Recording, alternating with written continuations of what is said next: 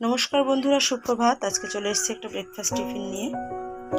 চলো, এটা হলো ডিম পাউডার। তো ডিম পাউডার জন্য আমি এখানে কী নিয়েছি, দুটো বড় পেঁয়াজ কুচিয়ে নিয়েছি, এখানে একটু 1 কোয়া মতো আদা কুচিয়ে নিয়েছি, একটা টমেটো, কাঁচা লঙ্কা, আর এখানে রসুন 3-4 কোয়া। আর এখানে দেখো আমি একটু বিস্কিটটাকে গ্রেট করে নিয়েছি। এখানে একটা বড় সাইজের আলু, তার মধ্যে একটু পেঁয়াজ কুচিয়ে নিয়েছি, আর দেখো ময়দাটা মেখে রেখে দিয়েছি।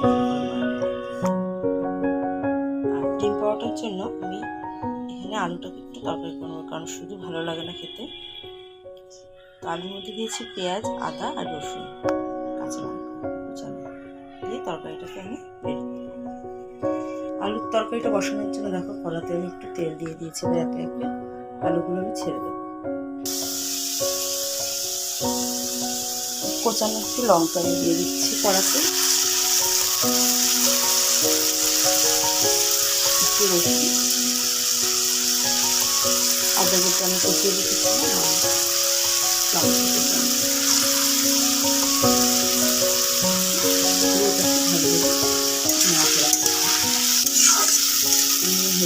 নাড়াচাড়া করতে হবে।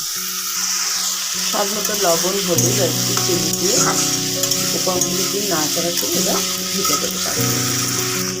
দেখো তরকারিটা ভাজা ভাজা হয়ে গেছে। এবার আমি এতে সামান্য জল দিয়ে দেবো।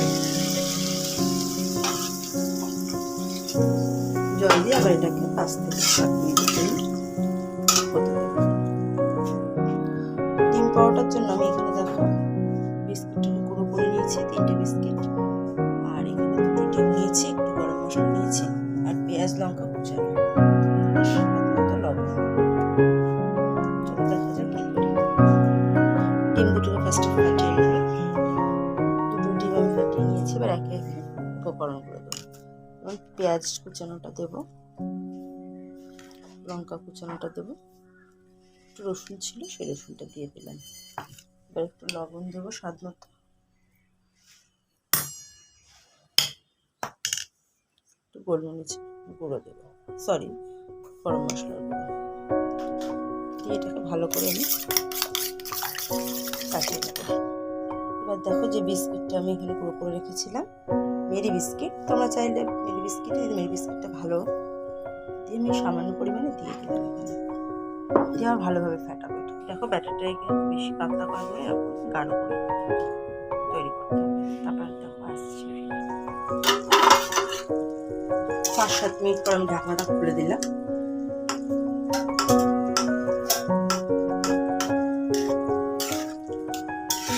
আর একটু হতে দেবো, আমি আবার 5 মিনিটের জন্য ঢেকে দেবো। দিয়ে গ্যাসের ফ্লেমটা একটু জোরে তুলে দেবো। দেখো আমি ডিম পাউডার জন্য ময়দাটাকে এইভাবে লেচি কেটে নিয়েছি, আর কিন্তু বেলাটা কিন্তু একদম পাতলা হবে। চলো দেখে নাও, এটা কিন্তু প্রায় হয়ে আসছে। এবার একটু এতে সামান্য পরিমাণে একটু কাশ্মীরি লঙ্কা দিয়ে দেবো। লেচিটাকে আমি এইভাবে পাতলা করে এই যে পাতলা করে বেলে নিলাম। কেটে রেখেছিলাম এই ব্যাটার থেকে আমি 2 চামচ এই লুচির মধ্যে দিয়ে দিচ্ছি পরিমাণ মতো। দেখো দিয়ে আমি কিভাবে গোটা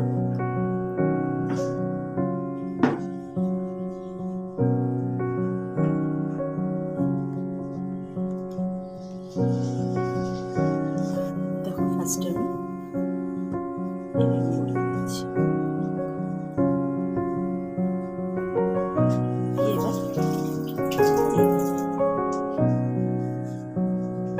কড়াতে দিলে খুলে না যায়, কিন্তু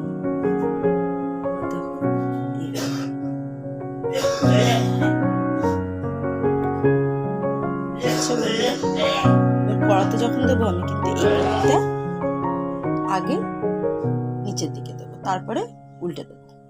চলো আসছি। ডিম পাউডার ছাড়ার জন্য আমি এদিকে কড়াতে সাদা তেল দিয়ে নিয়েছি। দেখো তেলটা যেন একটু ডোবা হয়, যাতে দিলে পুরো ডুবে যায় জিনিসটা।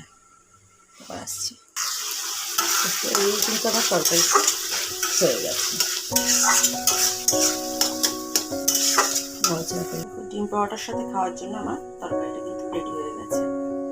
পরোটাটা ভাজবো কীভাবে দেখি। তেলটা গরম হয়ে গেছে, একটু কমিয়ে দেবো।